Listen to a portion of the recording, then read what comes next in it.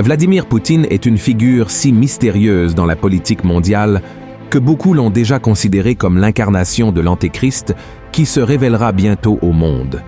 Je sais que cela peut sembler impensable, mais si je vous disais que le président de la Russie a déjà prononcé des discours dans son pays, comme s'il était Jésus-Christ lui-même. Et dans cette vidéo, je vais vous raconter comment et quand cela s'est produit, et vous serez impressionnés. De plus, je vais vous montrer les liens pour le moins étranges que Vladimir Poutine entretient avec des personnes liées aux sciences occultes et aux religions, à la sorcellerie et même au satanisme. Et la question qui se pose est la suivante. Comment un homme qui prétend être chrétien peut-il être autant impliqué dans des pratiques qui vont à l'encontre de la parole de Dieu? Est-ce que la fausse religion qu'il vit peut finir par influencer le monde d'une manière ou d'une autre dans le futur? C'est ce que nous verrons à partir de maintenant. Mais avant de commencer, je voudrais vous demander de vous abonner à ma chaîne et d'activer la cloche de notification, car je veux vous aider à comprendre la Bible d'une manière très simple et facile, d'accord? Alors commençons. Dans le livre de 2e Thessaloniciens, l'apôtre Paul met en garde l'Église concernant l'une des caractéristiques de l'Antéchrist, qui jour après jour semble ressembler aux attitudes prises par le président de la Russie. Voyez ce qui est écrit. Que personne ne vous séduise d'aucune manière, car il faut que l'apostasie soit arrivée auparavant et qu'on ait vu paraître l'homme du péché, le fils de la perdition, l'adversaire qui s'élève au-dessus de tout ce qu'on appelle Dieu ou de ce qu'on adore, jusqu'à s'asseoir dans le temple de Dieu, se proclamant lui-même Dieu. Il y a 2 ans, Vladimir Poutine a lancé une offensive contre l'Ukraine, laissant des traces de sang et de destruction sur la nation voisine. De plus, cette guerre provoque des tensions dans le monde entier, car il existe une forte possibilité que d'autres puissances, telles que les États-Unis et la Chine, entrent en jeu et déclenchent la 3e guerre mondiale. Toutes ces questions amènent de nombreux chrétiens à penser qu'il pourrait être l'Antéchrist mentionné dans le livre de l'Apocalypse. En plus des chrétiens, plusieurs chercheurs ne rejettent pas cette hypothèse, car ils croient en quelque chose écrit dans un livre très ancien de l'astrologue français Nostradamus, célèbre pour ses prétendues prophéties sur la fin des temps. Dans ce livre, appelé « Les prophéties », le voyant a écrit que de nos jours, le monde verrait l'avènement du 3e Antéchrist qui utiliserait son influence politique ou religieuse pour tenter de détruire tout sur son passage et mettre fin à l'humanité. Donc tout d'abord, nous allons analyser les prétendues prophéties de Nostradamus, juste pour que vous en ayez connaissance, puis nous les comparerons à la Bible pour voir si elles sont correctes. Dans le passage du livre de Nostradamus, écrit dans le livre de l'année 1555, il a dit ce qui suit: « De l'Est viendront les traîtres pour attaquer les soldats d'infanterie de Romulus, de la mer Adriatique, avec leur flotte de Libye.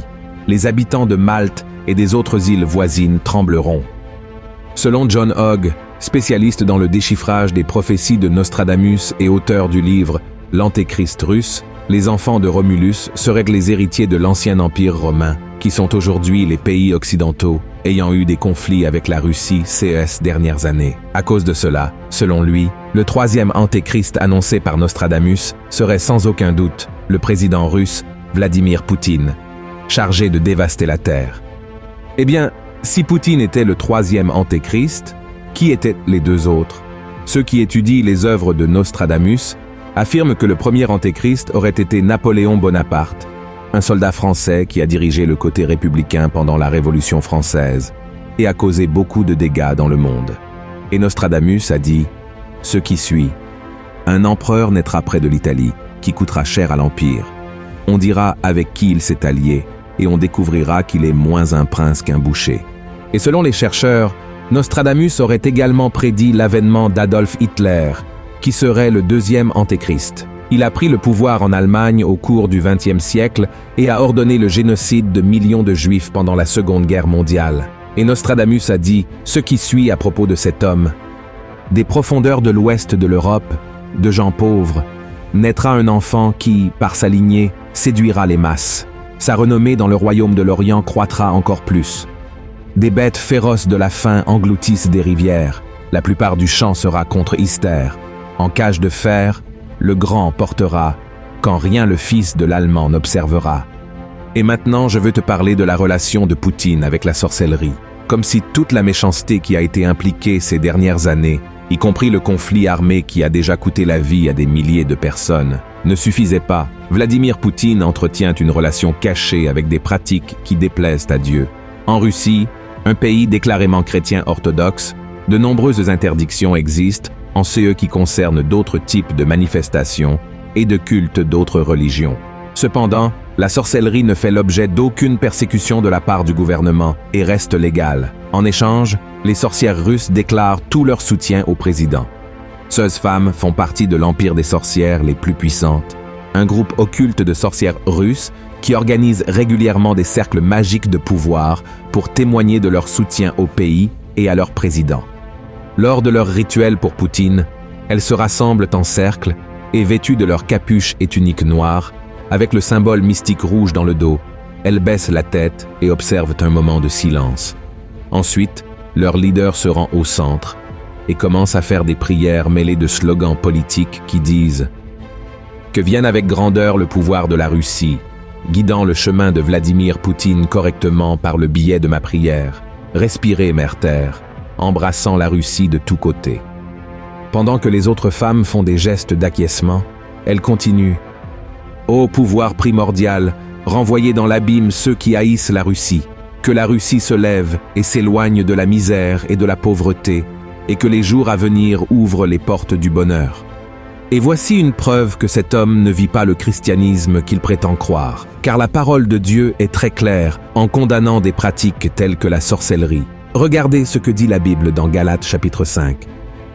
Or, les œuvres de la chair sont manifestes. Ce sont l'impudicité, l'impureté, la dissolution, l'idolâtrie, la magie, les inimitiés, les querelles, les jalousies, les animosités, les disputes, les divisions, les sectes, l'envie, l'ivrognerie, les excès de table et les choses semblables. Je vous dis d'avance, comme je l'ai déjà dit, que ceux qui commettent de telles choses n'hériteront point le royaume de Dieu.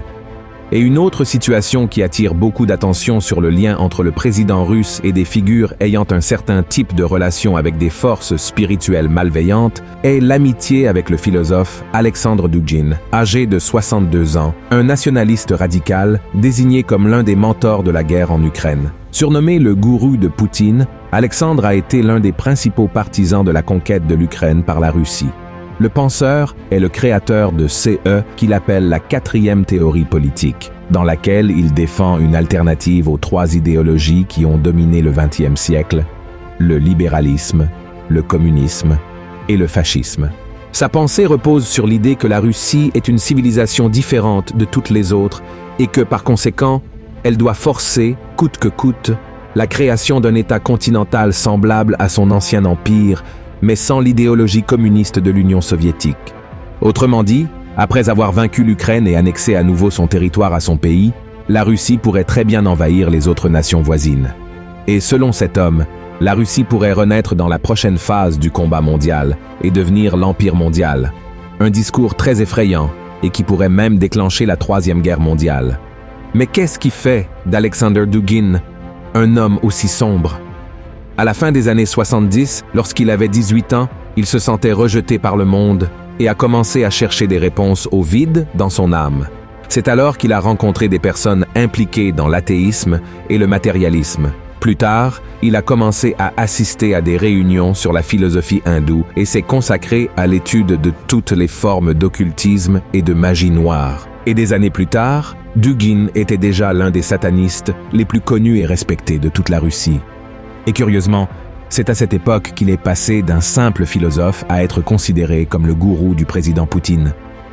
La question qui se pose est donc la suivante. Comment un leader mondial qui se proclame chrétien et qui affirme prendre 16 décisions sur la base de la Bible peut-il s'unir à un homme comme celui-ci? Et maintenant, mes frères, enfin, nous allons aborder le discours de Vladimir Poutine, qui suscite beaucoup de polémiques, car il s'est adressé au public comme s'il était Jésus. Le fait s'est produit au début de l'année 2024, lors de l'inauguration de centres pour jeunes en périphérie de la ville de Moscou, capitale de la Russie, qui sont des endroits axés sur l'éducation de la jeunesse russe aux valeurs traditionnelles de la famille et de la religion. Et pendant qu'il était là, s'adressant aux adolescents, à leurs parents et aux autorités présentes à l'événement, Poutine a commencé à citer la Bible. Et soudain, il a commencé à suggérer qu'il était lui-même une figure semblable à Jésus, citant le passage de Matthieu chapitre 4, où Jésus va à la mer de Galilée, rencontre 2 pêcheurs et dit qu'il les enseignera à pêcher des êtres humains avec la parole de Dieu, faisant référence à ces jeunes comme ses futurs disciples. Le discours a été rapporté par des reporters américains travaillant en Russie et est devenu un sujet sur le programme Times Radio, qui compte des millions d'auditeurs aux États-Unis. Beaucoup pensent qu'il s'agit simplement d'une autopromotion politique ou d'un délire de grandeur très courant chez les dirigeants puissants comme lui. Mais est-ce vraiment tout? Ou Poutine croit-il vraiment qu'il est le Messie? Ou alors veut-il tromper les gens autour de lui en leur faisant croire qu'il a le même pouvoir, l'influence et la sagesse que le Fils de Dieu? La vérité est que nous ne savons pas pourquoi il a dit cela, mais une chose est sûre, ce n'était pas un hasard. Vladimir Poutine est ambitieux et il a un plan de domination et de pouvoir suprême, tout comme l'Antéchrist en a un pour le monde. Cependant, tout au long de son gouvernement, il a eu plusieurs désaccords diplomatiques avec d'autres puissances mondiales, ce qui montre qu'il n'est pas la bête de l'Apocalypse et que, par conséquent, Nostradamus avait tort. Pourquoi donc? Le prophète Daniel affirme qu'à la fin des temps, un homme très puissant et intelligent viendra d'une position politique importante et gagnera la confiance de beaucoup par son pouvoir de persuasion et un discours axé sur la paix et la prospérité. L'Antéchrist convaincra les dirigeants des plus grandes religions de la planète que la meilleure solution pour l'humanité sera la création d'une alliance mondiale qui, selon lui, apportera l'harmonie à tous les habitants de la Terre. Et si nous regardons l'histoire de Vladimir Poutine en tant que dirigeant, nous verrons qu'il n'a fait qu'accentuer les tensions, les morts et l'insécurité, ce qui est totalement contraire au début du règne de l'Antéchrist. Poutine ne peut pas tromper les nations avec un faux espoir d'unité mondiale, car il est totalement opposé à cela. Et la Bible dit aussi que l'Antéchrist apparaîtra à un moment où le monde traversera un grand conflit et qu'il viendra alors avec une grande solution aux problèmes de l'humanité, apportant paix et sécurité, quelque chose que Poutine ne veut pas faire. Mais il y a quelque chose de très important que je dois dire. Même si le président de la Russie n'est pas l'Antéchrist, il est clair que tous les hommes cruels de l'histoire ont été saisis par l'esprit de l'Antéchrist. C'est vrai, l'apôtre Jean a dit que l'esprit de l'Antéchrist est déjà parmi nous, opérant dans la vie des gens et surtout à travers les dirigeants mondiaux. L'objectif principal est d'empêcher l'avancée de l'Évangile et de pervertir les valeurs chrétiennes dans le monde. C'est pourquoi, mes frères, nous devons rester fermes dans le chemin du Seigneur et nous renforcer dans la prière. Nous devons aussi implorer pour notre nation afin qu'elle ne soit pas détruite par des politiciens qui prétendent servir Dieu, mais qui font des alliances avec des forces occultes et maléfiques uniquement pour obtenir plus de pouvoir. Si vous avez aimé cette vidéo, partagez-la avec vos amis et abonnez-vous à ma chaîne. Que Dieu vous bénisse puissamment.